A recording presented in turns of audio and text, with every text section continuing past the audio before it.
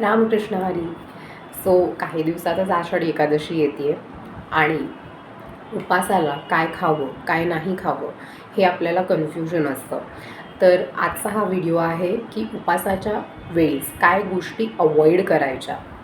नमस्कार, मी स्नेहा परांजपे, मी clinical nutritionist आहे आणि आज आपण काय खाऊ नये याबद्दल आपण बोलणार आहोत. सो 3 गोष्टी आहेत ज्या प्रामुख्याने आपल्याला अवॉइड करायच्या आहेत जर तुम्ही उपास करत आहात तर.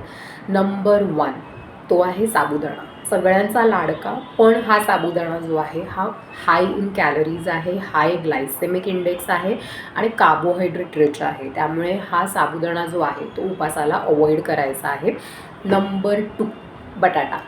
अगेन स्टार्च आहे, कॅलरी डेन्स आहे, त्यामुळे बटाटा अवॉइड करायचा आहे. And number 3 that is fried food.